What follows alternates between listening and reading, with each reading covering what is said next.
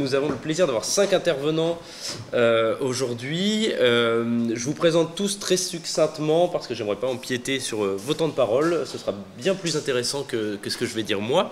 Nous avons le plaisir d'accueillir Marie-Lise Larry, qui est DPO de Blockproof, qui va intervenir sur les données de santé et la médecine spatiale, questions de droit et enjeux éthiques. Ensuite, nous aurons le plaisir d'écouter Monsieur Siavash Shareidi, et je suis désolé d'avoir certainement écorché votre nom, qui est docteur en droit, élève avocat et enseignant à Paris 1, qui nous parlera de l'adéquation du nouveau cadre transatlantique de la protection des données personnelles vers un arrêt Schrems 3 que, j'imagine, on attend tous dans le domaine de la protection des données personnelles. Ensuite, monsieur Alex Alexis, qui est doctorant et enseignant à Paris 1, qui nous parlera de la souveraineté des données autochtones dans le miroir du droit. Ensuite, monsieur Jonathan Keller, qui nous fait le plaisir d'être avec nous également, docteur en droit, ingénieur de recherche à Télécom Paris Tech, qui nous parlera de l'implication du public dans les prises de parole les prises de décision au traitement de données personnelles, moyen d'une revendication. Et enfin, monsieur Olivier Jaspard, juriste territorial, qui nous parlera des communs vers un commun de la donnée publique, de l'information publique à sa gouvernance partagée. Donc des thématiques disparates et toutes très intéressantes. Et j'ai le plaisir, madame Larry, de vous donner tout de suite la parole. Très bien, merci. D'abord, merci d'avoir organisé cette table ronde très intéressante. J'ai hâte d'entendre les éléments des autres participants. Moi, aujourd'hui, je vais vous parler donc des données de santé et de la médecine spatiale. C'était notamment l'objet de mon mémoire de recherche. Et je vais surtout vous parler des questions de droit et des enjeux éthiques. Aujourd'hui, je suis déléguée à la protection des données personnelles et spécialisée notamment dans le domaine de la santé. Ce qui fait qu'au quotidien, j'applique certains enjeux. Et voilà. Première étape, ça va être de vous parler un peu de ce que c'est le sujet et de vous expliquer l'objet de tout ça. Et ensuite de vous parler un peu plus précisément des impacts juridiques et des enjeux éthiques qui sont liés à ça. Alors, tout d'abord, pour commencer, qu'est-ce que ce sont des données de santé et qu'est-ce que c'est la médecine spatiale, surtout? Pour rappel, donc, on a un principe d'un point de vue de protection des données personnelles et des définitions spécifiques, notamment celle de données personnelles. La donnée personnelle, c'est une donnée qui permet d'identifier directement ou indirectement une personne. Parmi les données personnelles, on a un sous-groupe qui s'appelle les données sensibles. Ces données sensibles, on a notamment les données de santé. Donc c'est une catégorie très spécifique qui comporte toutes les données qui permettent d'avoir une information sur la santé d'un individu, que ce soit sa fréquence cardiaque, ses résultats d'analyse, mais aussi ses rendez-vous médicaux sont suivis, par exemple. Quand on parle de données personnelles, de données de santé, ça implique forcément tous les traitements de données personnelles, donc toutes les actions qui sont faites sur ces données. Que ce soit la collecte, mais aussi l'analyse de ces données, le transfert de ces données, et bien entendu le stockage de ces données. Dans la médecine spatiale, en fait, c'est un terme qui se réfère à, qui vient de l'exploration humaine de l'espace. Aujourd'hui, avec l'exploration spatiale, on a des êtres humains qui vont dans l'espace et forcément, ça a des impacts sur leur santé. Ça a des impacts sur le corps humain et du coup, on fait des recherches pour permettre cette exploration spatiale par l'humain, mais aussi pour mieux comprendre tout un tas de choses sur le corps humain, sur notre santé, etc. La médecine spatiale, du coup, c'est en fait l'étude sur Terre, mais aussi dans l'espace, des effets de cette exploration spatiale sur la santé humaine.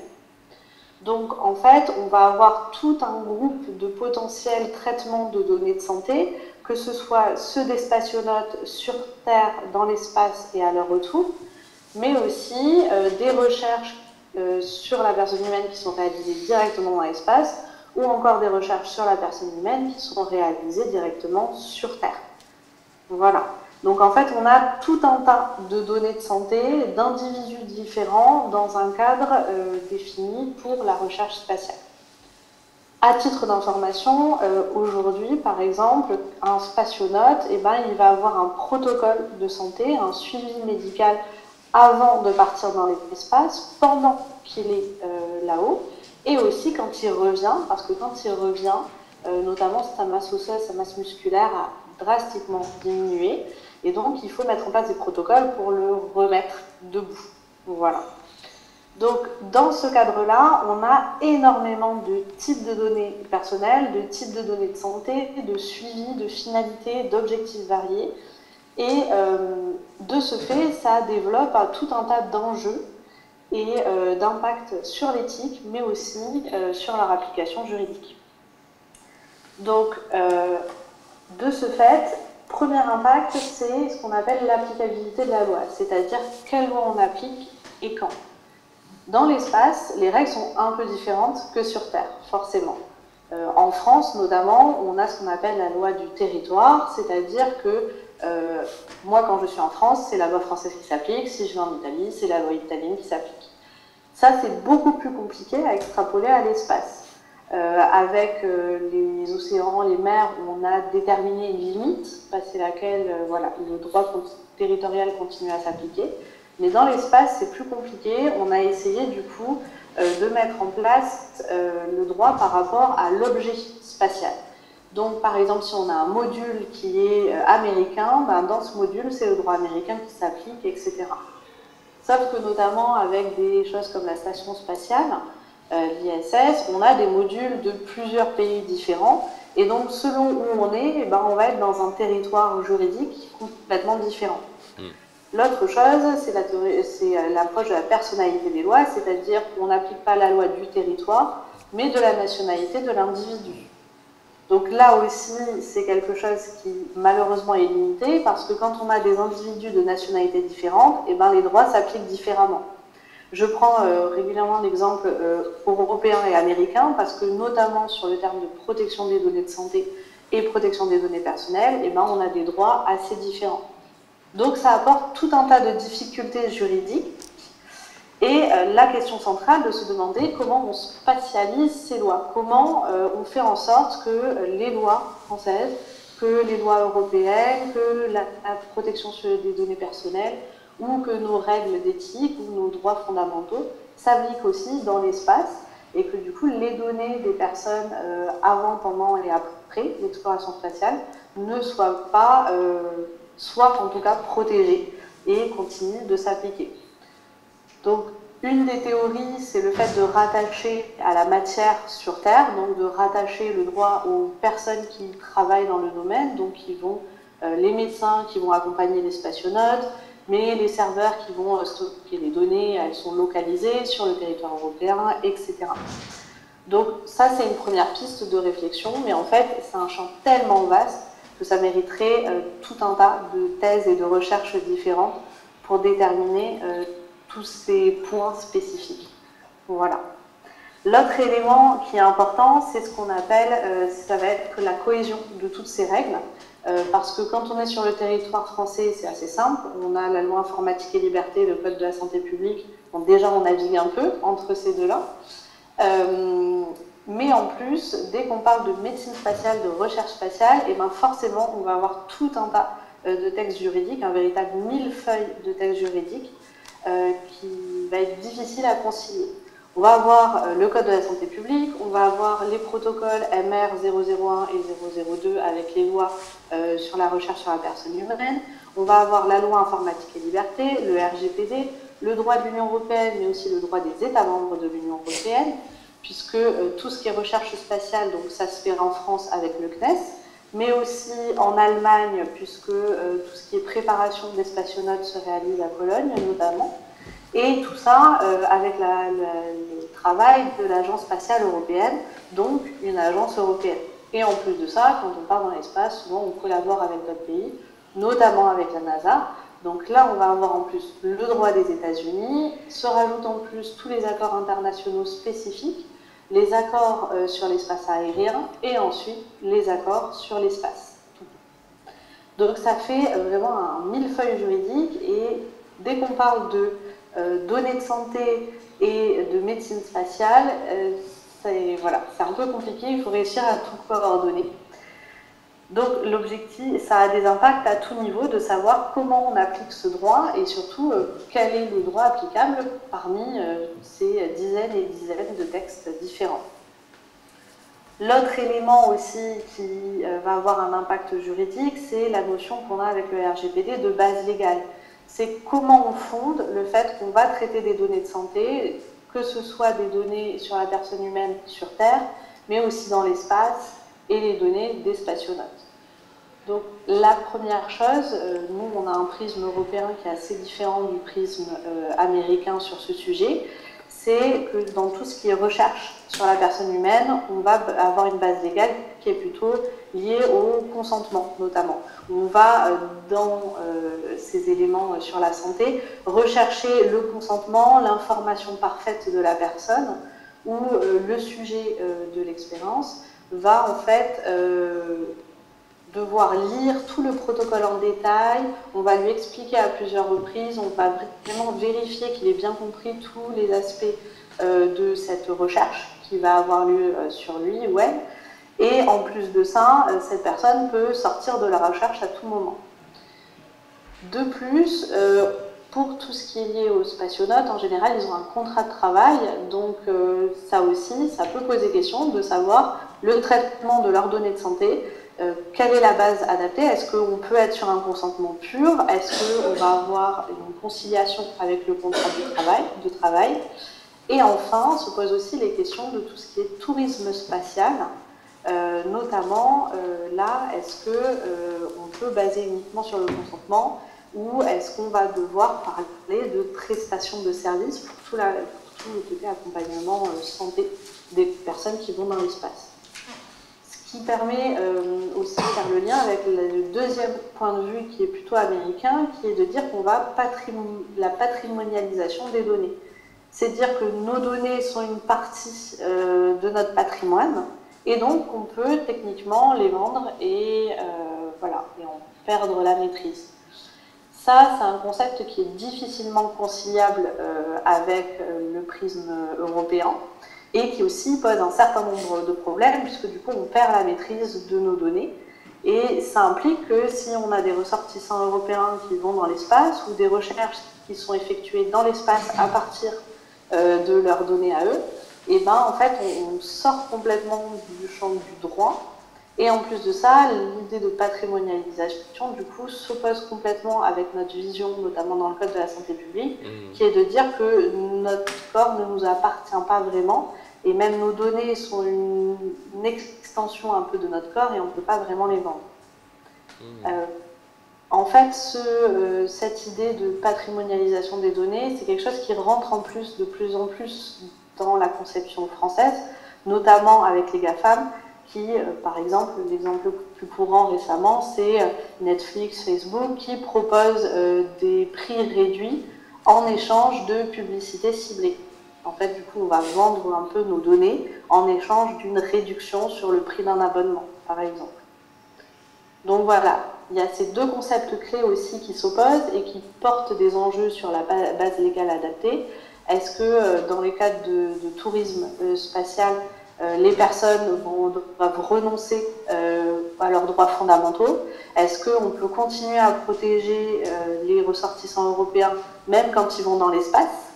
Voilà, c'est toutes ces questions-là qui sont soulevées avec le sujet de la recherche spatiale et de la médecine spatiale. À cela s'ajoute aussi une question d'éthique. On en revient toujours aux mêmes choses, ce pourquoi on essaie de déterminer pour l'application de la loi, quelle est la loi applicable, comment spatialiser nos règles, c'est aussi pour un problème de fond qui est comment on protège nos droits fondamentaux.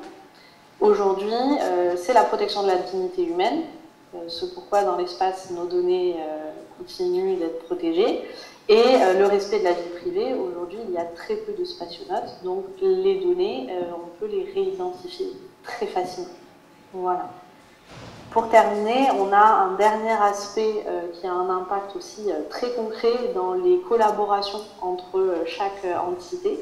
C'est tout ce qui est transfert de données du coup intra-organismes, CNES, Agence spatiale européenne, NASA, etc., intra-européen entre les États membres, extra-européen avec les autres pays participant à l'exploration, et aussi le transfert du coup extraplanétaire. À un moment, on est bien obligé d'envoyer des données dans l'espace et de ramener des données de l'espace sur Terre. Donc voilà, j'espère que j'ai pas trop dépassé le niveau timing. Du coup, pour conclure rapidement sur ce sujet-là, tout ce qui est médecine spatiale, ça pose pas mal de questions sur l'applicabilité du droit, la cohésion et la coordination des normes juridiques, ce qu'on peut voir aussi à plus petite échelle, rien qu'au niveau d'un État, comment on coordine toutes les règles sur la santé et celles sur la protection des données personnelles. Et bien entendu, la protection des droits fondamentaux, on a toujours cette question plutôt centrale de est-ce qu'on accepte la patrimonialisation des données dans certaines conditions et comment, si on ne veut pas, au contraire, comment on bloque ça. Et enfin, tout ce qui est transfert de données.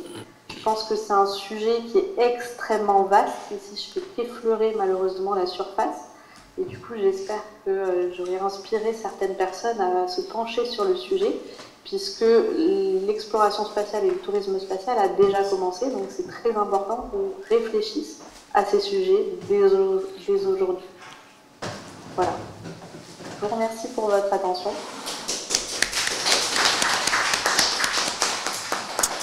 Merci beaucoup, c'était très intéressant. Je dois dire que quand on fait du droit du numérique, on essaye de s'intéresser un peu à tout ce qui va toucher, tout ce que le numérique touche, et donc c'est-à-dire absolument tous les domaines. Personnellement, j'essaye de m'intéresser un peu à tout. J'avoue que l'espace, j'avais pas encore mis le nez dedans, c'est très intéressant. Ne le mettez pas.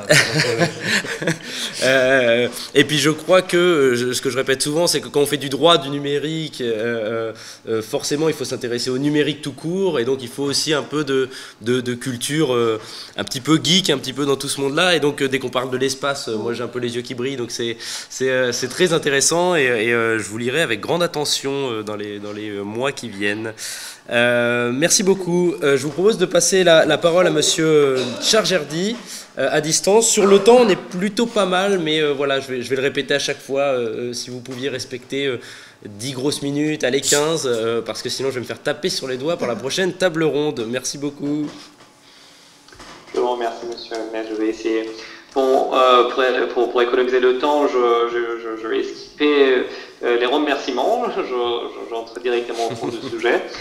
Le sujet d'aujourd'hui qui porte sur la décision du 10 juillet 2023 de la Commission européenne confirmant que les États-Unis assurent un niveau de protection des données personnelles équivalent à celui de l'Union européenne et les conséquences que son adoption peut produire. Il s'agit d'un sujet particulièrement délicat dans un contexte controversé où les acteurs publics et privés sont impliqués. D'abord, je vous présente une brève présentation du contexte du sujet pour ceux qui ne sont pas nécessairement spécialistes dans le domaine. Après, on va étudier les différents aspects de ces décisions. Prise sur le fondament de l'alinéa 3 de l'article 45 du RGPD, cette décision reconnaît la possibilité du transfert des données personnelles depuis l'Union européenne vers certains organismes aux États-Unis qui respectent un niveau équivalent de la protection des données sans qu'il soit nécessaire de mettre en place des garanties supplémentaires. Cette garantie est assurée par un système de certification de la mise en conformité des activités de ces organismes. En général, de côté américain, ce mécanisme s'inscrit dans le cadre de Data Privacy Framework Program qui comprend 2 programmes sous-jacents, à savoir le cadre de la protection des données entre USA et la Suisse, et d'autre côté, entre les États-Unis et l'Union européenne. Il y a aussi un 3e programme qui s'appelle, pour de ma part, qui s'appelle UK Extension to the EU-US Data Privacy Framework, qui est associé au cadre transatlantique. La liste des organismes concernés, disons certifiés, a été établie et a été mise à disposition du public sur le site de Data Privacy Framework Program. Vous pouvez le trouver rapidement avec une recherche Google.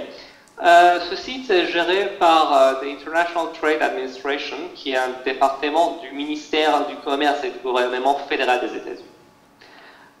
Ces organismes, attention, je vois parfois que les juristes disent les entreprises. Bon, alors je préfère le terme organisme en considérant que le cadre vise à la fois des organismes publics et privés et les organismes n'ayant pas une activité commerciale également. Ces organismes doivent recertifier et renouveler leur adhésion dans cette liste sur une base annuelle. Si vous avez cette décision devant vous, vous trouverez les informations sur ce sujet dans la section 3.6 de son annexe numéro 1. À savoir, normalement, ça va être dans les pages 77 à 80. D'un point de vue strictement formel, depuis la création de la liste Safe Harbor, ce mécanisme fonctionne plus ou moins de la même manière. Mais encore concernant le cas spécifique du cadre transatlantique. Cette décision a été prise bien sûr à la suite de publication de l'ordre exécutif de 7 octobre 2022 de président Biden, intitulé Enhancing Safeguards for United States Signals Intelligence Activities, instaurant des nouvelles règles correspondant aux exigences souhaitées par la Cour de justice de l'Union européenne dans le cadre de la décision Schrems II, prise le 16 juillet 2020. Ce nouveau cadre introduit de nouvelles garanties contraignantes, à savoir, attention, mais si nous parlons de l'ordre exécutif, à savoir la limitation de l'accès des services de renseignement américains aux données de l'Union, aux données transférées depuis l'Union européenne, à ce qui est nécessaire et proportionné. C'est-à-dire que son usage a été limité. Initialement,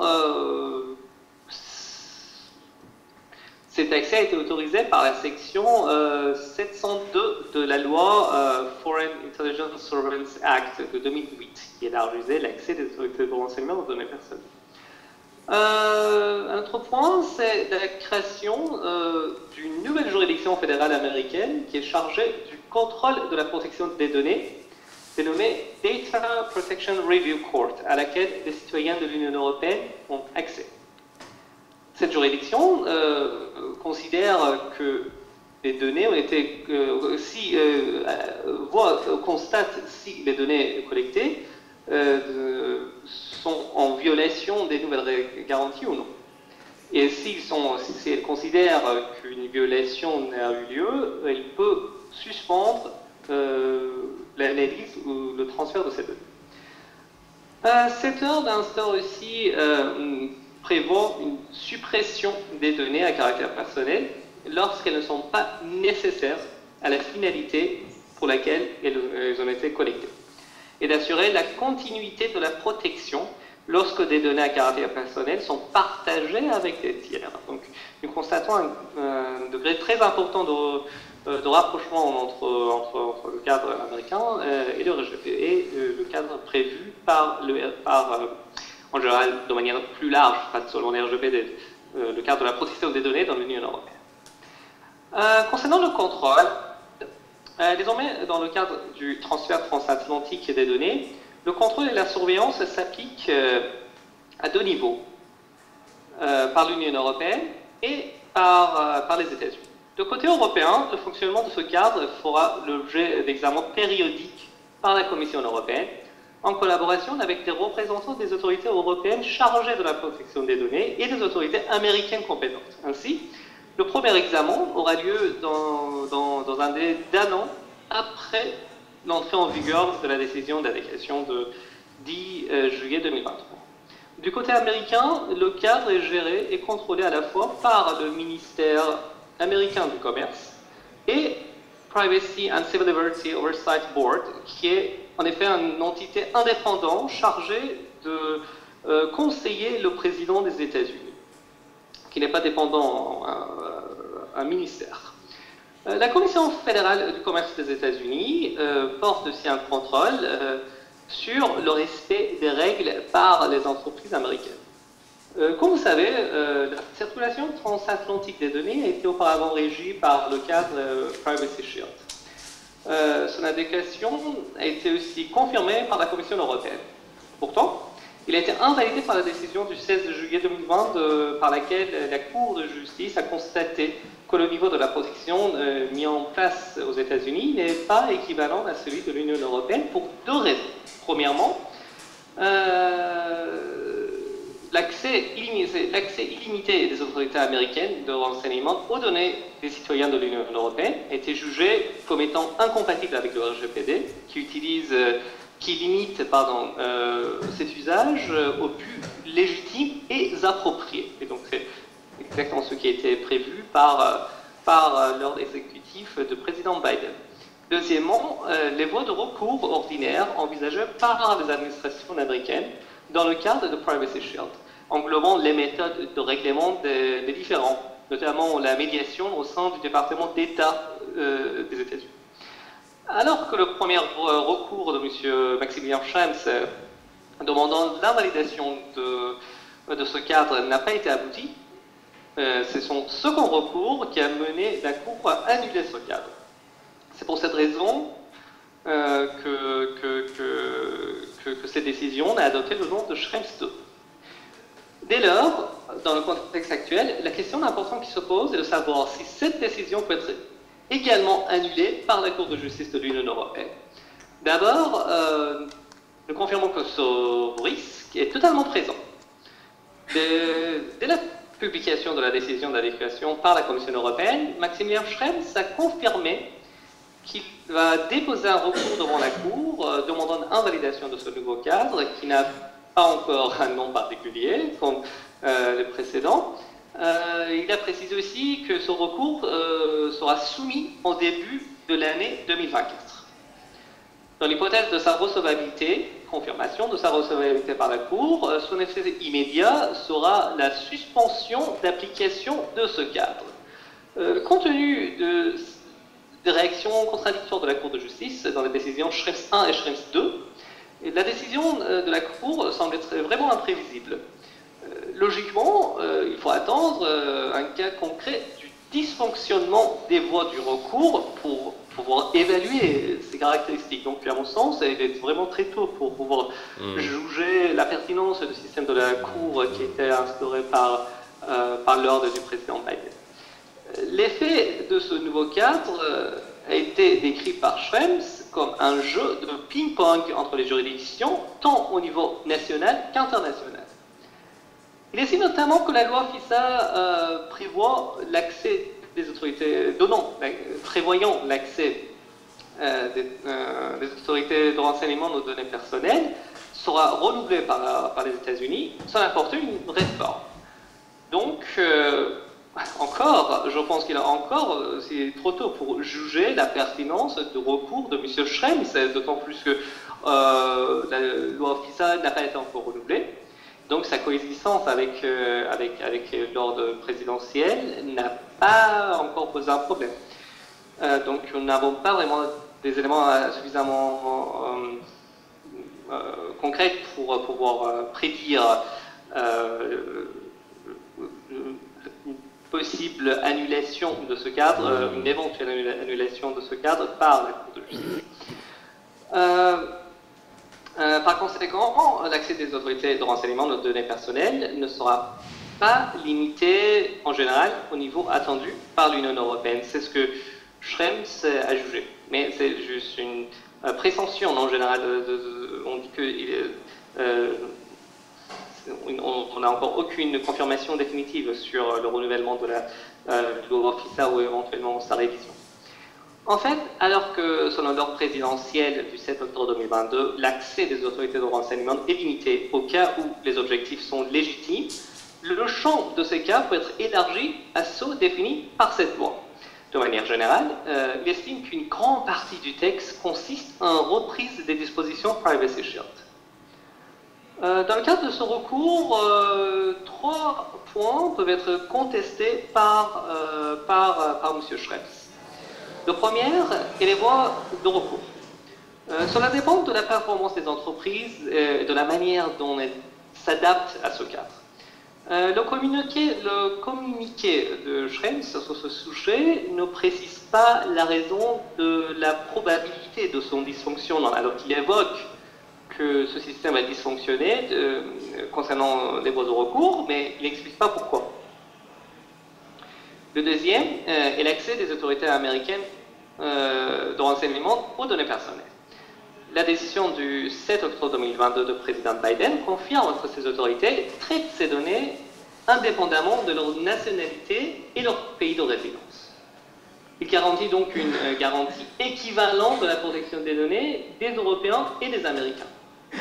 Cela semble être incompatible avec le paragraphe 702B du FISA Amendment Act de 2008, qui prévoit un certain nombre d'exceptions concernant le traitement des données des citoyens américains se trouvant à l'extérieur des territoires des États-Unis et celles passées par l'intermédiaire des États-Unis. Les exceptions d'accès prévues par le Patriot Act restent aussi présentes. Donc la problématique ne se limite pas à FISA, mais aussi à Patriot Act. Cela peut justifier la légitimité de l'objectif du traitement des données par les autorités de renseignement. C'est-à-dire qu'on dit que, que cet accès est limité aux objectifs légitimes, mais le texte ne fixe pas, ne prévoit pas la définition de légitime. Qu'est-ce qui est légitime? Normalement, logiquement, le cadre est légitime, normalement ça peut être élargi aux cas prévus par Patriot Act et FISA qui sont extrêmement larges. Et donc il peut dépasser les cas des objectifs légitimes prévus dans le cadre du RGPD. Le troisième sujet, ce point contestable, est le droit à l'oubli, qui est prévu par l'article 17 du RGPD, comme vous savez. Les Européens ont l'accès à Data Protection Review Court pour exercer les droits qu'ils disposent aux États-Unis et non se protéger par l'Union européenne. C'est-à-dire qu'il n'y a pas une extraterritorialité de droit de l'Union européenne. Il y a juste une équivalence des droits. Selon les recherches réalisées à cette date, même si le droit à la suppression des données est garanti par les législations de certains États fédérés, comme la Californie par exemple, à ce jour, un tel droit n'est pas protégé au niveau fédéral. Cela montre que sur ce point, il n'y a pas une protection équivalente entre l'Union européenne, dans l'Union européenne et aux États-Unis. Plus précisément encore, concernant les voies de recours, il ressort des dispositions de cette décision de la Commission européenne et celle de l'ordre du président Biden que, contrairement aux autorités européennes de la protection des données, la Data Protection Review Court n'est pas une autorité de la protection des données, ni une autorité, ni une commission comme la CNIL, mais c'est une juridiction. Dans le contexte du traitement et de la collecte des données par les autorités de renseignement, la Cour a plutôt la vocation d'évaluer le caractère nécessaire et approprié de l'objectif du traitement ou collecte des données par les autorités de renseignement. Le risque qu'on a présenté est que par le biais des règles de précédent créées par cette juridiction, il est possible d'élargir sans limite le champ de cette dérogation à l'ensemble des fins et des types de données. Cela peut être donc contesté par Schrems. Cela peut être un instrument d'auto-attribution de la compétence, c'est-à-dire que la Cour peut élargir sa propre compétence pour juger, pour même analyser de définition d'approprié, de légitime, etc. Plus précisément, cela dépend des moyens de suppression des données qui seront mis en œuvre par les entreprises américaines. Schrems attend que les voies envisagées soient facilement accessibles et efficaces, ce qui n'est pas forcément le cas dans le cadre d'un processus judiciaire extraterritorial, parce que normalement, en Europe, un accès facile aux autorités de la protection des données est garanti, mais l'accès en raison de, par exemple, pour des raisons variées, qui relèvent de droit international privé, l'accès à une juridiction étrangère n'est pas forcément aussi facile qu'une juridiction nationale à laquelle vous avez une compétence, un droit d'accès absolu. Et donc, à mon sens, ça peut être complètement problématique. Vous savez qu'aux États-Unis, les juges disposent d'une liberté extrêmement importante pour recevoir des requêtes et prendre la décision. Ils peuvent donc apporter des modifications fondamentales à toutes les lois. Le pouvoir qui est assez éloigné de celui des autorités de la protection des données en Europe.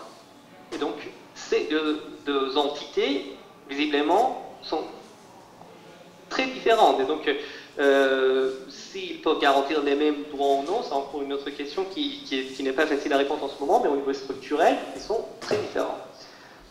Concernant le traitement des données par les autorités de renseignement, Monsieur Charjardi, pardon, est-ce que je peux vous demander de terminer rapidement, s'il vous plaît? Oui. Merci beaucoup. Je vois s'il y a d'autres points à aborder. Il y a juste un petit point important qui doit être pris en compte, c'est l'ambiguïté des modalités de contrôle sur le traitement des données par les autorités de renseignement qui ne sont pas encore fixées. Et aussi, le risque qui est présent, c'est celui du blocage d'accès à la Cour par un refus systématique des writs of certiorari par les cours. Parce que normalement, aux États-Unis, les juridictions n'ont pas à justifier le refus de requête, contrairement à la plupart des autorités judiciaires en Europe. Donc, en conclusion, on peut dire que le risque qu'un recours sera certainement déposé par Schrems. Il y a des points qui sont problématiques, mais encore, le cas n'est pas encore suffisamment... à mon sens, il est trop tôt pour juger, pour pouvoir répondre aux prétentions, aux demandes de M. Schrems. Voilà, je vous remercie. Merci beaucoup, c'est très intéressant. Effectivement, on attend... alors attendez, on va peut-être se brancher tout de suite. Hop. On attend le temps qu'on se branche, on attend on attend tous déjà la décision Schrems 3, effectivement, et vous avez raison de remettre ça un peu en perspective. Moi, si je devais faire un pari, effectivement, je pense qu'elle arrivera un jour, mais c'était très intéressant de remettre en question justement la rapidité de cette décision-là. Comme tout juriste, on s'attarde vraiment au texte comme vous l'avez fait, et moi aussi je le fais aussi, mais il ne faut pas qu'on perde de vue, en tant que DPO ou qu'on travaille dans la protection des données personnelles, le fait que ce nouvel accord Europe-États-Unis est beaucoup plus politique que juridique, et c'est le cas depuis le Safe Harbor, c'est le cas depuis Privacy Shield 1, et qu'il se murmure que cet accord est issu d'un autre accord, en tout cas... en même temps, on va dire, un accord sur le gaz américain pendant le conflit ukrainien. Il se murmure ça, j'ai pas assez de contacts pour avoir cette preuve-là, mais on comprend bien que depuis des années, ces sujets-là, autour des GAFAM, de la taxation des GAFAM et de la protection des données, etc., c'est beaucoup plus politique et diplomatique que, à vrai dire, juridique. Mais en bon juriste que nous sommes, on continue de se casser la tête un petit peu pour comprendre comment tout ça fonctionne. Merci beaucoup. Monsieur Alexis, c'est à vous. Merci. Et je vais pouvoir beaucoup plus vous embêter avec le temps puisque vous êtes à mes côtés, donc désolé pour ça. Bonjour tout le monde, je suis très heureux d'être parmi vous aujourd'hui. L'objet de mon propos est de vous présenter, grâce à une revue systématique de la littérature juridique, la manière dont la doctrine se saisit des revendications des peuples autochtones sur leurs données, telles que ces revendications se donnent à voir à travers le mouvement autochtone baptisé Indigenous Data Sovereignty. Pour ce faire, je vais procéder en 4 temps. D'abord, je présenterai quelques généralités sur le mouvement Indigenous Data Sovereignty. Ensuite, je dirai rapidement quelques mots sur la méthode mobilisée pour la réalisation de la revue de littérature juridique. Troisièmement, Je présenterai les résultats de la recherche, c'est-à-dire la manière dont la doctrine se saisit de la souveraineté des données autochtones, globalement. Et enfin, je mettrai ces résultats en perspective, notamment en proposant une première systématisation juridique des enjeux de la souveraineté des données autochtones. Généralité sur l'IDS. Donc, j'utiliserai dorénavant le sigle IDS, c'est plus simple, pour me référer à l'Indigenous Data Sovereignty. Donc, qu'est-ce que l'IDS? C'est un mouvement autochtone transnational qui revendique la souveraineté des peuples autochtones sur leurs données. Entendu comme le droit des peuples autochtones à déterminer les moyens de collecte, d'accès, d'analyse, d'interprétation, de gestion, de diffusion et de réutilisation des données autochtones. Donc, tout. Oui, mais alors, qu'est-ce qu'une donnée autochtone? Je suis dans cette perspective. On peut dire que l'IDS retient en effet une définition large des données autochtones, soit des données dans une grande variété de formats, y compris des données numériques, mais aussi des données en tant que connaissances et informations. Et les données autochtones engloberaient ainsi les données, les informations, les connaissances sur les individus, les collectifs, les entités, les modes de vie, les cultures, les terres et les ressources autochtones. Donc c'est vraiment une définition holistique et qui est aussi très stratégique. Ce que déplorent en effet les tenants de l'IDS, c'est que trop souvent, les administrations publiques, les scientifiques ou encore les entreprises collectent les données relatives aux peuples autochtones et les introduisent dans des réseaux de données ouvertes, open data, sans leur autorisation préalable, ou encore d'une manière qui porte préjudice à leur valeur culturelle ou à leur objectif d'autodétermination.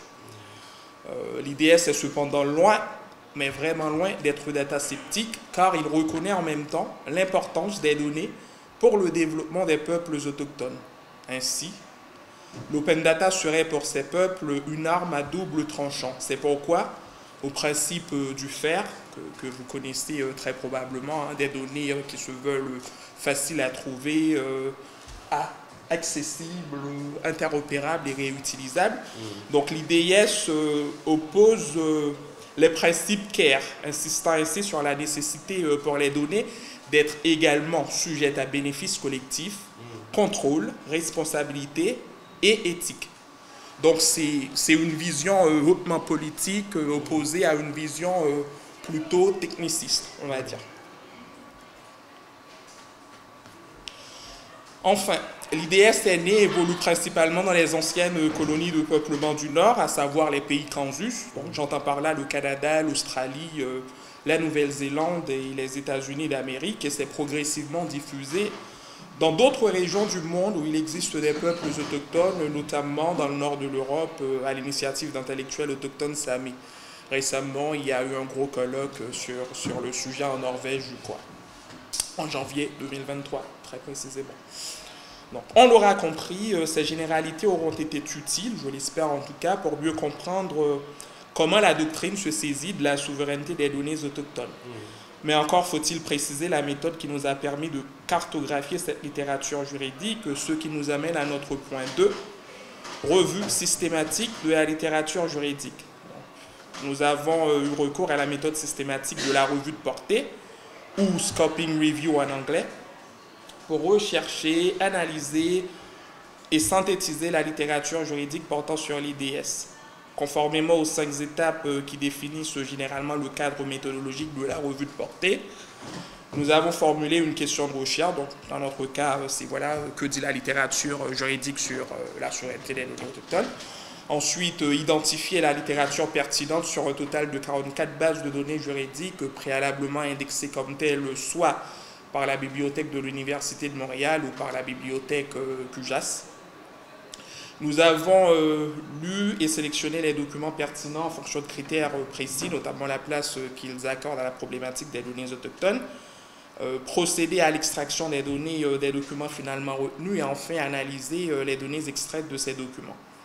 Globalement, il faut retenir que cette méthode nous a permis de retenir rigoureusement un corpus de 16 articles scientifiques sur un total de 140 documents de départ Et c'est bien évidemment sur ce corpus de ces articles que nous nous appuyons pour étudier comment la littérature juridique appréhende les revendications de souveraineté des données autochtones. Donc, ce qui nous amène à notre point 3, les constructions juridiques de l'IDS à travers la doctrine. Donc, rapidement, on peut dire que l'un des principaux apports de la doctrine à la littérature globale, multidisciplinaire sur l'IDS, est d'avoir insisté sur le fait que la Déclaration des Nations Unies sur le droit des peuples autochtones, instrument beaucoup cité par cette littérature-là, qui est un instrument de droit mou, sans force juridique obligatoire, ne saurait suffire pour fonder, à tout le moins en droit, la souveraineté des données autochtones. Trois modèles de construction juridique de la souveraineté des données autochtones, modèles alternatifs ou plutôt complémentaires à la déclaration, sont par conséquent identifiés dans la littérature juridique. La première construction passe par les systèmes juridiques autochtones. En effet, les peuples autochtones jouissant d'une certaine autonomie gouvernementale, on va dire, telles les tribus reconnues par le gouvernement fédéral américain, peuvent en effet se servir de leur pouvoir normatif pour circonscrire la catégorie de données autochtones et ainsi définir les conditions d'accès, de propriété, d'utilisation et de partage de ces données. C'est ainsi que sur le terrain de la coopération pénale, le FBI's Criminal Justice Information Services et plusieurs gouvernements tribaux aux États-Unis, ça existe des gouvernements tribaux, se sont mutuellement engagés en vertu du Tribal Law and Order Act de 2010 dans des initiatives conjointes de partage de données criminelles. Et ce, dans le respect de la souveraineté des données à la fois du gouvernement fédéral et des gouvernements tribaux. La deuxième construction est essentiellement doctrinale. Elle prend pour point de départ la définition de la donnée autochtone pour tenter d'identifier par la suite les principaux instruments juridiques plus ou moins contraignants qui sont pertinents pour la régulation de la donnée autochtone telle que définie préalablement.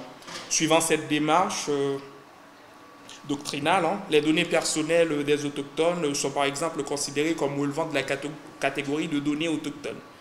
Ainsi, les instruments juridiques étatiques ou interétatiques régissant les données personnelles, on peut penser par exemple au RGPD, sont alors considérés comme pouvant potentiellement, mais seulement potentiellement, contribuer à la réalisation des objectifs de souveraineté des données autochtones.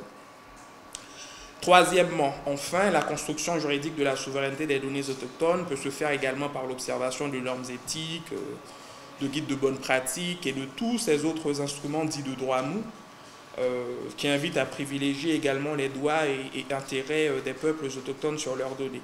Et à mi-chemin entre cet univers de droit mou et les normes juridiques plus robustes, évoquées précédemment, figurent les contrats dont la portée et la validité des clauses varient bien évidemment d'un contexte juridique à l'autre.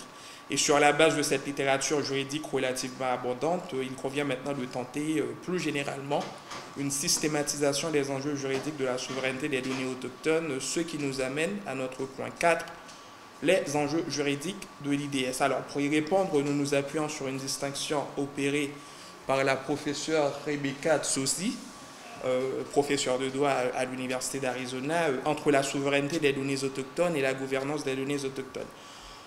Le concept de souveraineté des données autochtones, stricto sensu, part du principe que les nations autochtones devraient, à l'instar des États, avoir le droit souverain de régir la collecte, l'utilisation et la propriété des données concernant la communauté ou ses membres, ainsi que des données hébergées sur des territoires autochtones. La souveraineté des données autochtones laisse entrevoir deux hypothèses distinctes dont les enjeux ne sont pas tout à fait les mêmes. La première hypothèse est celle dans laquelle les peuples autochtones génèrent et gèrent eux-mêmes leurs données, dans les limites territoriales qui sont les leurs. C'est l'hypothèse de l'autonomie informationnelle qui, a priori, ne soulève pas de difficultés juridiques majeures. La seconde hypothèse est celle dans laquelle les données sont collectées par des personnes extérieures à la communauté. Donc, les peuples autochtones ont le plus souvent réagi à ces cas de figure par l'élaboration unilatérale de codes ou de protocoles culturels qu'ils opposent ensuite aux acteurs externes souhaitant collecter des données autochtones. mais la valeur ou la validité de ces protocoles varie d'un contexte à l'autre. Par exemple, au Canada, ces protocoles demeurent assez limités sur le plan juridique, car la Cour suprême n'a jamais en effet reconnu aux communautés autochtones un droit à l'autonomie gouvernementale, un peu contrairement par rapport à ce qui se passe en Nouvelle-Zélande et contrairement aussi à ce qui vient de se produire en Australie. Pour sa part, le concept de gouvernance des données autochtones part du principe que les peuples autochtones ont le droit de contrôler l'utilisation ou la réutilisation de leurs données par des tiers, quand bien même ces données auraient été collectées dans le cadre de recherches bien antérieures. Cette hypothèse est sans doute la plus complexe et la plus incertaine, car en effet, en l'absence de clauses contractuelles valides ayant prévu ce genre de scénario, les systèmes juridiques autochtones, lorsqu'ils existent, ne seraient probablement pas applicables à la situation, dans la mesure où celle-ci implique des données ou des tiers basés à l'extérieur des territoires autochtones. La construction juridique d'une telle revendication gagnerait dans ce sens à être menée sur le terrain du droit étatique, et dépendamment des catégories de données autochtones. Par exemple, il peut s'agir de la numérisation de biens culturels ou encore des ressources génétiques numérisées, etc. Donc, il conviendra ainsi d'explorer les contours du droit positif spécial qui s'applique afin d'examiner les possibilités juridiques que celui-ci laisse entrevoir. Et pour conclure, je dirais qu'au-delà des questions de pur droit positif, l'enjeu concerne aussi, au moins en partie, le degré d'ouverture du droit étatique aux préoccupations et aux intérêts spécifiques des peuples autochtones. Et cela concerne potentiellement tous les édifices, tout l'édifice de l'architecture juridique, de la conception des normes à leur éventuelle réforme en passant par leur interprétation continue. D'ailleurs, à l'heure où la définition et la gouvernance de la donnée, on va en parler d'ailleurs tout à l'heure, à l'heure où la définition et la gouvernance de la donnée peinent à se stabiliser en droit positif, on peut se poser la question de savoir dans quelle mesure les conceptions autochtones pourraient-elles informer ce domaine émergent du droit étatique.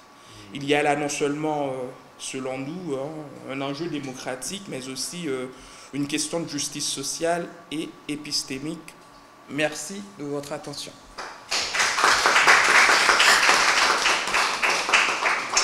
Merci beaucoup, très intéressant. Je dois même vous dire que j'ai peu de remarques et peu de questions parce que c'est tellement un domaine que je ne connais pas, que je trouve très intéressant.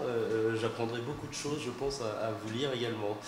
Merci beaucoup. Est-ce que dans vos travaux, vous avez vu également le rapport de ce qui se passe en Nouvelle-Calédonie, et notamment le statut je n'arrive pas à retenir, mais il y a un statut coutumier en Nouvelle-Calédonie, qui, à mon avis, ressemblerait vraiment à ce que vous venez de décrire et permettrait en fait à la collectivité néo-calédonienne d'avoir ce type de dispositif et de voir comment la France, justement, avec le principe de l'open data, sa culture avec cette conception. Je pense que ce serait une démarche très intéressante dans vos recherches. Tout à fait. Merci. Je vous remercie. La transposition des coutumes et traditions, la protection spécifique, je pense que c'est Kyoto.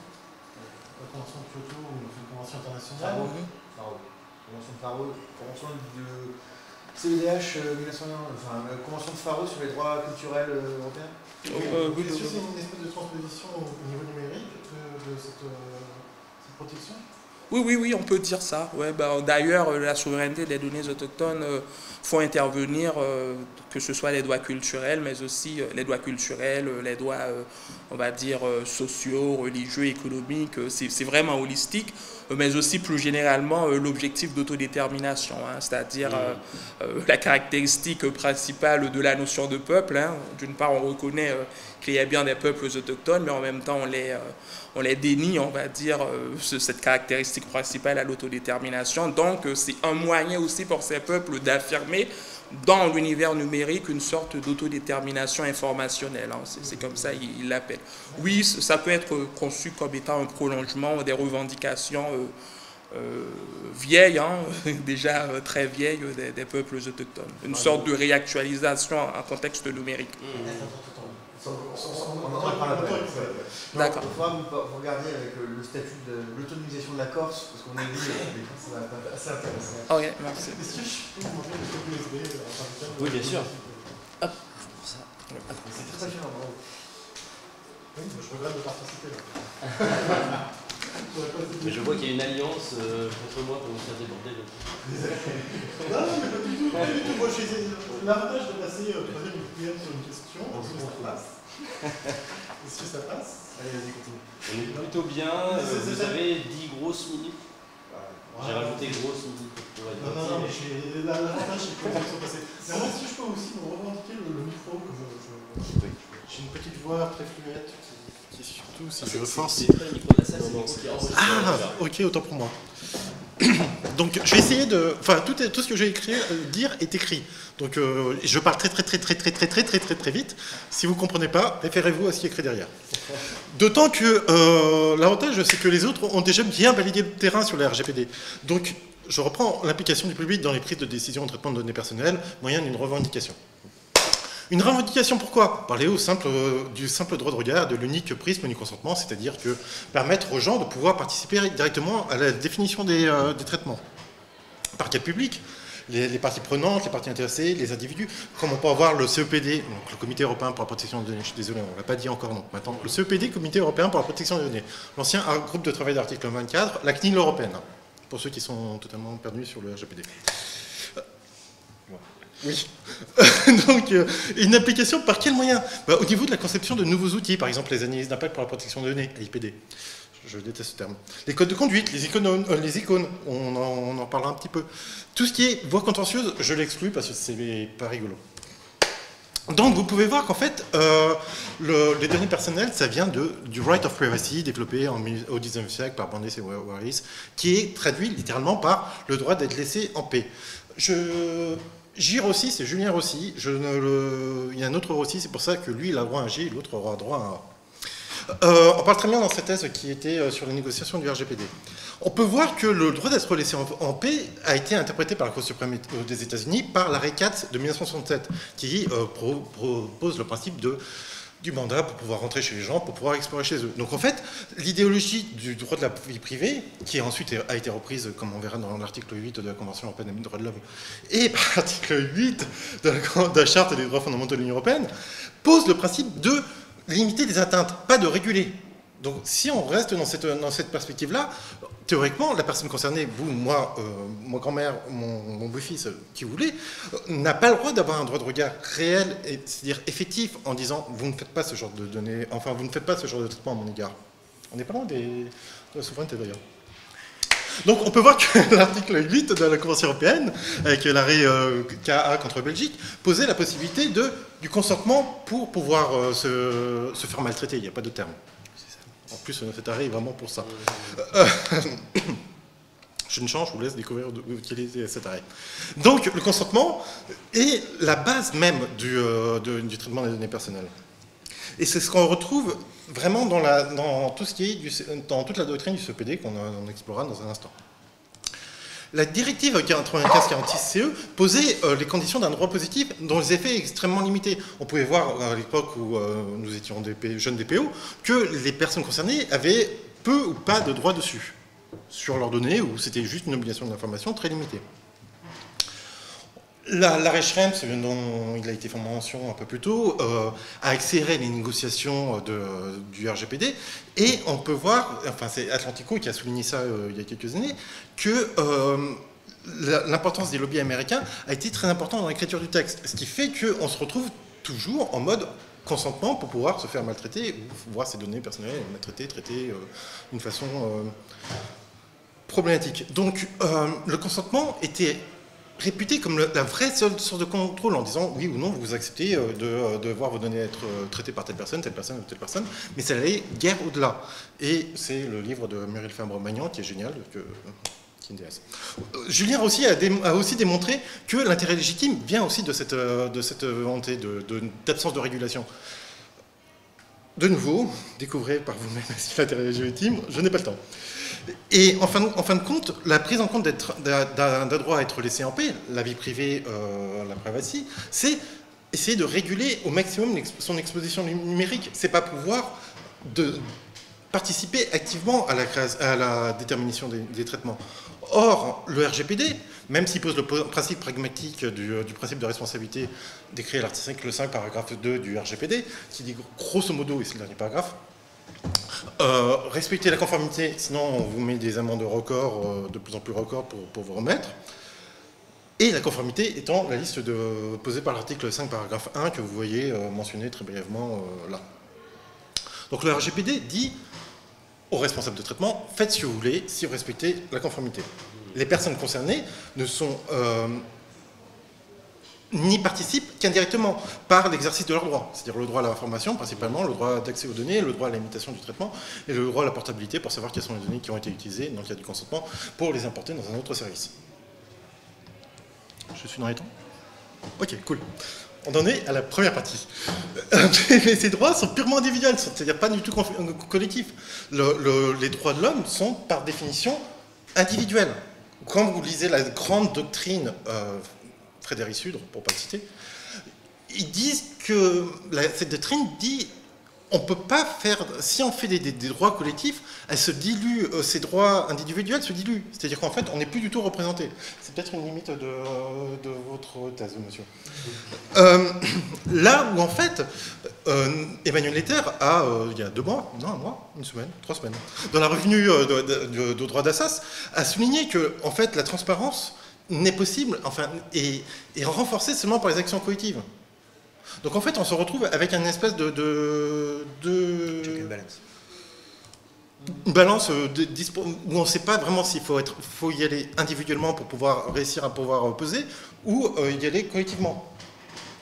Le Comité européen pour la protection des données, CEPD, qui est un organe de l'Union, c'est très important comme détail parce que ça veut dire que ces actes, ces lignes directrices rentrent dans le droit souple, a pour but d'assurer la bonne application du RGPD par les États membres. Vous avez vu ça, où tout le monde, avec la décision méta contre l'Irlande qui est tombée il y a quelques mois, où en fait l'Irlande s'est fait taper dessus parce qu'elle ne sanctionnait pas ses méta, fait aussi des lignes directrices, des recommandations et des bonnes pratiques. Et si vous faites une lecture de ces différents documents, on peut voir qu'il y a de nouveaux acteurs qui apparaissent. Par exemple, les parties prenantes. Les parties prenantes sont, en l'occurrence, dans les lignes directrices 1-2020 relatif aux véhicules connectés, c'est toute la filière automatique, toute la filière automobile. Je vous prie de mémoire, excusez.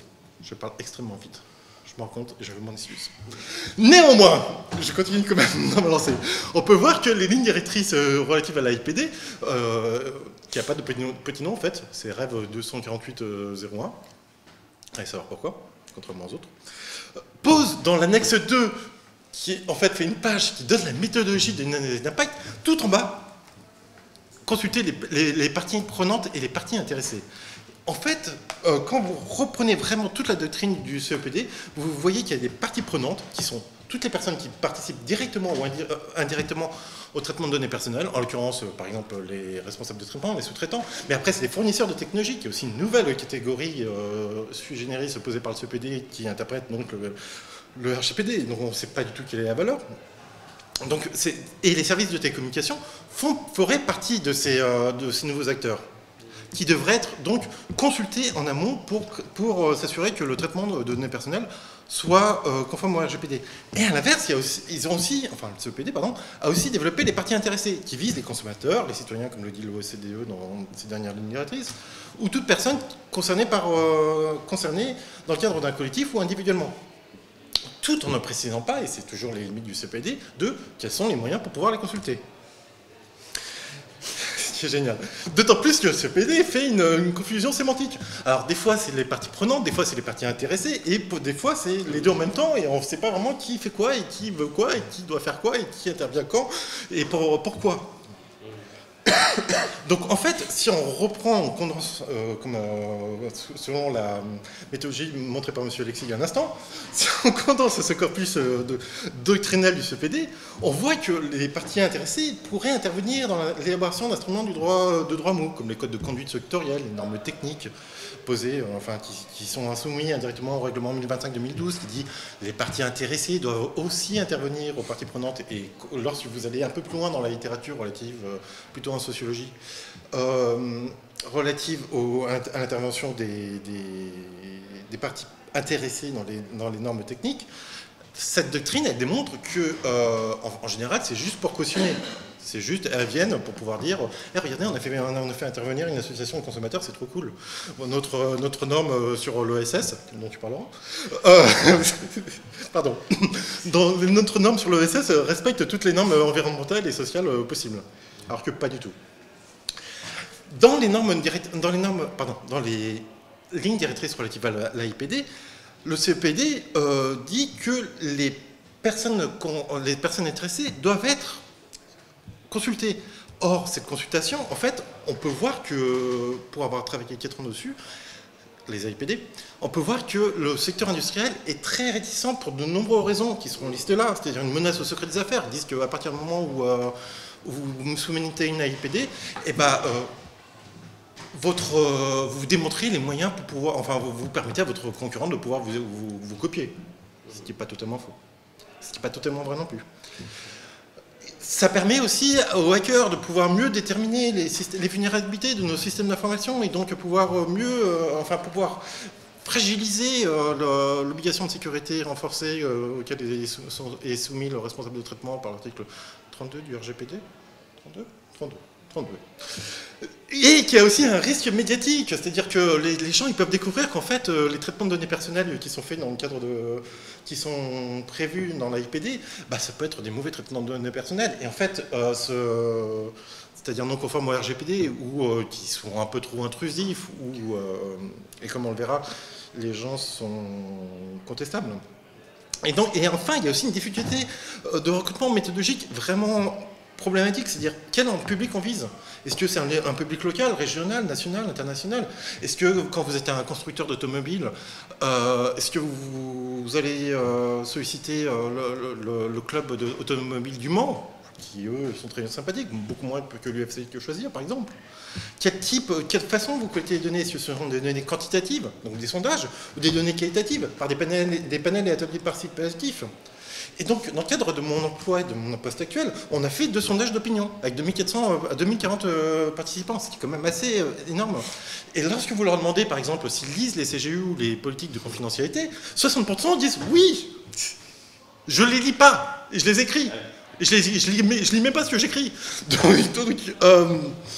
Quand 60% des gens, toute la population représentative française, disent qu'ils lisent les CGU, il y a déjà un problème de crédibilité.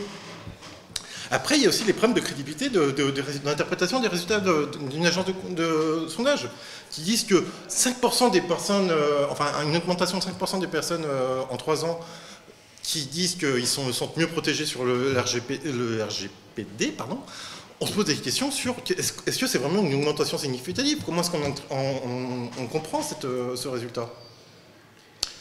Et surtout, lorsqu'on demande vraiment l'avis aux gens, qu'eux, ils sont prêts à donner, 59% est prêt à céder une grande partie des données qui n'ont absolument rien à voir avec le service, qui ne respectent pas le principe de minimisation, contre une réduction du prix du service ou pour augmenter la sécurité d'une façon globale, on peut se poser la question si c'est vraiment pertinent de poser la question aux gens.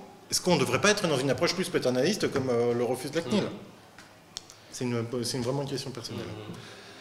Et quand on regarde après pour les données qualitatives la doctrine antérieure, eh ben, déjà, elle se contraint aux approches, aux interfaces graphiques qui sont les articles 13 et 14 du RGPD, c'est-à-dire l'obligation d'information. Et leurs études relèvent plus de l'ethnométhodologie, c'est-à-dire l'étude de la façon dont un travail a lieu. Et en fait, en France, on peut voir qu'il y a peu ou pas d'études publiées, même si la CNIL a édité il y a quelques mois un guide des ateliers avec les enfants. En Italie, il y a l'autre Rossi, et en Allemagne, il y a von Grafenstein, qui ont tous les deux fait des approches qualitatives pour la création d'icônes par des ateliers. Néanmoins, les personnes sollicitées étaient purement universitaires, voire exclusivement universitaires, ou étaient des designers. Donc en fait, le public sollicité était déjà plus ou moins initié aux questions. Aux États-Unis, ils ont fait une approche un peu plus qualitative que quantitative, plus quantitative que qualitative, à travers des sondages d'opinion et des ateliers pour déterminer comment est-ce que les privacy policies étaient organisées, et donc vérifier si avec des niveaux c'était plus compréhensible, ou est-ce qu'il fallait mettre plus de couleurs, est-ce qu'il fallait mettre en gras, ce genre de choses. Donc, pour conclure, je presse dans les temps. Il existe une première brique sur réelle méthode ou effectivité de l'implication du public dans les prises de décision au traitement de données personnelles. Et en fait, on est très loin des Civilian Oversight of Law Enforcement, qui sont en fait des comités citoyens qui viennent et qui regardent comment est-ce que la police déploie ses outils, est-ce qu'il tape ou une certaine population ou une autre, ou ce genre d'informations. Et c'est ce genre de choses qu'on aurait besoin en France, même si ça relève réellement de la compétence des autorités nationales de contrôle, oui, nationales par définition, qui elles-mêmes ont indirectement renoncé à ce rôle dans les lignes directrices qu'elles ont faites juste avant le RGPD. Elles étaient en train de promouvoir une approche pragmatique en disant il y a trop de bases de données personnelles, donc on n'a pas le temps, donc on va faire l'approche par les risques. Et on retrouve aussi cette volonté d'inclure les gens, d'inclure la société civile par la création d'instances participatives dans le DSA, dans le MFA, où des associations représentatives de la société civile sont censées être présentes et sollicitées pour pouvoir déterminer ce qui est la vérité, quels sont les contenus acceptables ou pas. Mais ce sont des associations représentatives, donc des associations non élues, donc des associations de spécialistes, donc des associations qui ne prennent pas en compte le grand public. Je vous remercie pour votre attention. Vous avez mon mail si vous voulez les slides. Merci beaucoup, c'est très intéressant et c'est très vrai. C'est très vrai. Quand on pratique la protection des données personnelles, c'est une catégorie de gens dont on ne tient pas du tout compte, en tout cas moi personnellement au quotidien. Effectivement, je ferai juste un petit commentaire parce qu'on n'a pas le temps. 60% de gens qui lisent les CGU, je pense que ça fait quand même 40% de menteurs. Oui, au bas mot. Parce que, au moins 39. Je suis très étonné par ce chiffre, mais merci beaucoup. Pardon. Ah pardon, c'est ta faute. Mais mets mon mail dans ton... On va le mettre tout de suite. Pourquoi pour le mail? Non mais sinon je vous le donne à la fin. Non, je plaisante, Antoine, commence, on n'a pas le temps. On est déjà en train de... Vous avez normalement 3 minutes, on va dire 10. Merci. Juste à temps qu'on nous vire peut-être. Voilà. Désolé pour ça. Je vous en prie. Merci beaucoup. J'ai l'immense privilège de finir quelque chose que je n'ai pas encore commencé. Merci. Donc, voilà, vous avez le mail affiché pour vous. Donc, on va un peu moins dans le RGPD, on va un peu plus dans le droit administratif. Dans le droit administratif des biens communs. Vers un commun de la donnée publique, de l'information publique et sa gouvernance partagée. Donc je vais essayer de faire un plan très rapide. Donc je vais essayer de vous démontrer qu'il existe une échelle de l'information publique. Et puis je vais vous parler de la police de l'agrément, ou comment il existe des communs de droit privé et des communs de droit administratif qui vont être entrepris par cette police. Nous revenons très rapidement à l'article 714 du Code civil. Il est des choses qui n'appartiennent à personne mais dont l'usage est commun à tous. Des lois de police règlent la manière d'en jouir. C'est pratiquement le seul article qui parle de choses communes en France. Néanmoins, on peut admettre la chose suivante, qu'il existe un droit administratif des biens communs qui est en fait un droit négatif du droit civil de la propriété. C'est donc un droit dérogatoire par excellence du droit de propriété. Donc dès lors qu'on va parler d'un droit administratif des biens communs, on va essayer de se retirer le plus vite possible de la notion de propriété. Afin de garantir l'égal accès au même droit d'usage de chacun, le législateur va instituer un commun administratif. Je ne reviens pas sur la définition du commun numérique parce qu'on n'a pas le temps, et je ne reviens pas sur la définition du commun pour plus d'informations, on en reparle après pour les slides. Je ne reviens pas sur les définitions non plus telles qu'elles ont été reproduites par le règlement sur la gouvernance des données, mais je vous invite vraiment à la regarder, notamment la définition d'une donnée, de la réutilisation et notamment du partage de données. En gros, pour que vous compreniez la chose, c'est que la gestion d'un bien commun ne peut pas être totalement considérée comme un service public. Il ne peut pas y avoir de monopole dans la production du commun par l'administration, il ne peut pas y avoir de prestation de service entre l'autorité administrative et un usager. Au contraire, l'administration intervient pour garantir le libre accès à la ressource afin de réduire tout conflit d'usage. Quand on parle de commun, on parle de conflit d'usage à tout moment, même pour les communs numériques. Elle veille à garantir l'ordre public dans la gestion du bien, elle intervient donc en tant qu'autorité de police. Rapidement, l'échelle de l'information publique. Il existe deux types de données, des données qui ne peuvent pas être traitées, des données qui peuvent être utilisées. Voici les deux types de données qui ne peuvent pas être traitées, ce sont les archives et les actes publics. Les archives participent à la conservation de l'acte ou d'un document. Il est interdit toute altération possible, toute amélioration, toute réutilisation. L'archive doit être maintenue en l'état, définie selon une destination précise. les actes publics, donc définis par l'ordonnance de 7 octobre 2021, c'est un acte public qui doit demeurer intact tant qu'il n'est pas abrogé ou remplacé par un autre acte administratif. Il y a une procédure de prise d'acte. L'objet de l'administration est d'ordonner, d'enjoindre autrui à obéir à une règle. Cette obligation de conservation et d'authenticité garantit à tous de pouvoir jouir d'un cadre normatif stable et permanent, permettant l'édiction d'autres actes normatifs. L'acte public est donc authentique et authentifiable. Néanmoins, sur la base de ces archives et de ces actes publics, eh bien, il va se procéder quelque chose, notamment depuis la loi 2016 pour une république numérique, on va essayer de déployer la banalisation des actes. Et cette banalisation permet leur réutilisation et donc leur mise en commun. On arrive à l'information publique. Donc, très rapidement, il existe une échelle de l'information publique. Différents types de données sont définis par des différents codes. Vous avez tout en bas, c'est une pyramide qui se lit par le bas, vous avez l'information et la donnée entre administrations qui ne font pas l'objet d'une réutilisation, je sais, mais bon, c'est comme ça. Donc on parle plutôt de régime de communication entre administrations. Vous avez les données essentielles de la commande publique et des subventions. Là, on parle plutôt du régime de rendu accessible. Vous avez les données d'intérêt général, j'ai toutes les lois, mais je ne vais pas vous embêter. Les données de santé, les données d'intérêt général dites de santé publique. Là, on est plutôt dans un régime d'accès par un certain type de public.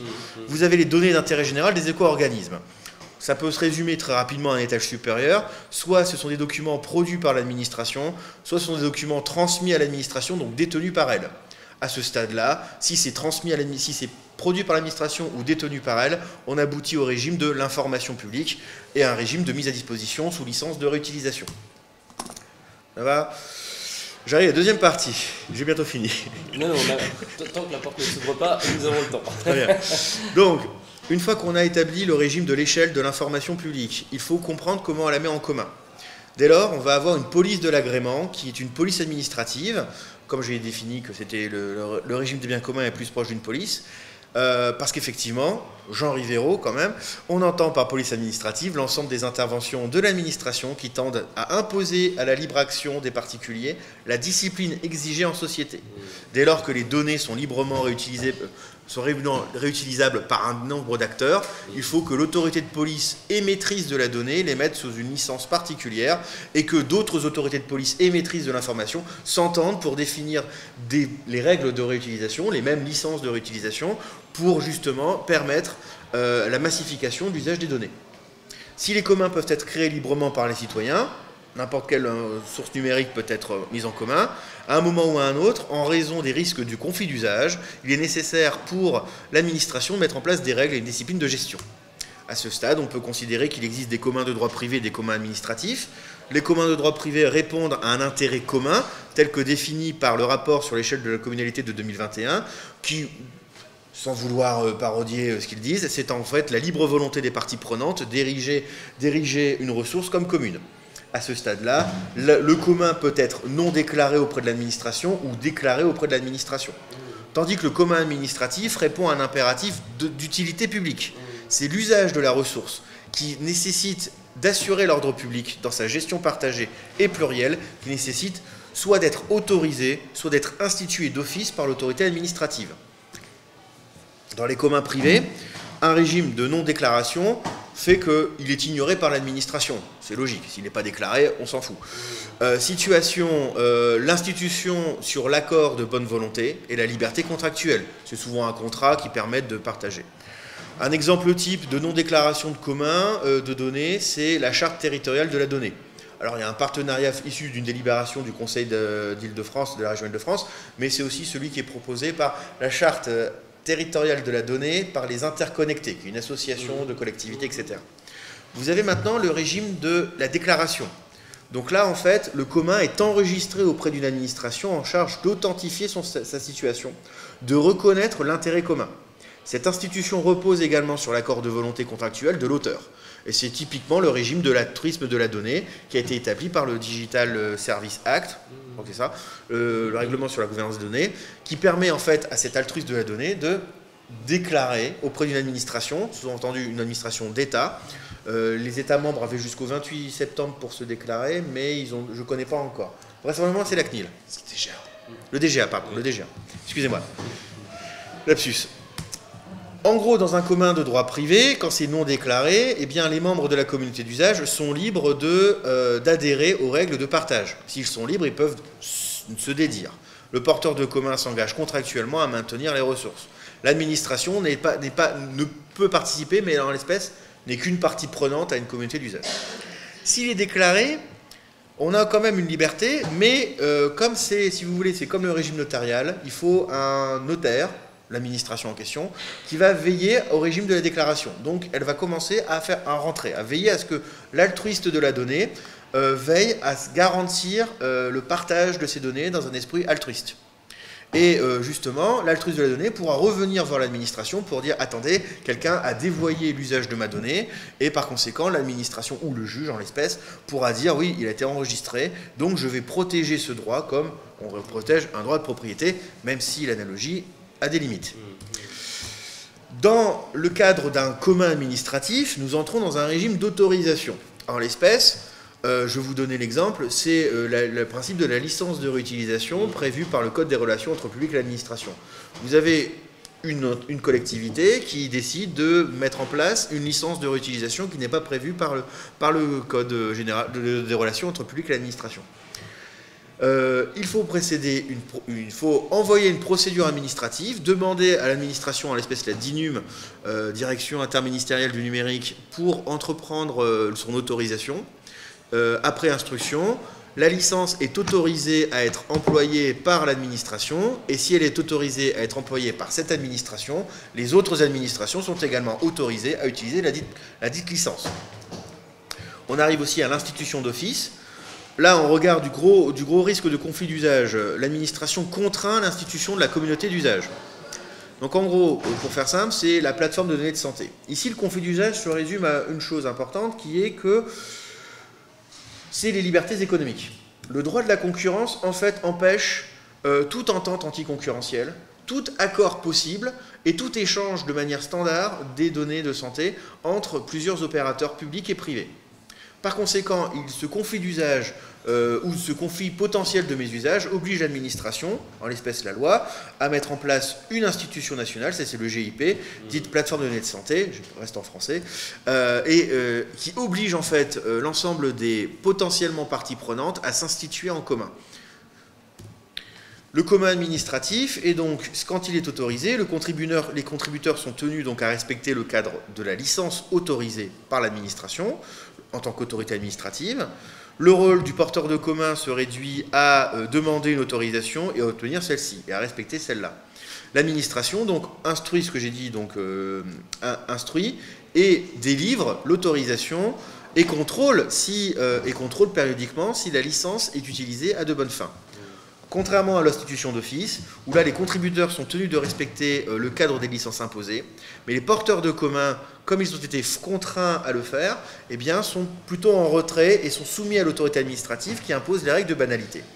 L'administration, par cette action, contraint la future communauté à avoir cette praxis instituante pour aboutir à être un commun, un vrai commun. Je vais essayer de respecter les délais. Je vous remercie de votre attention.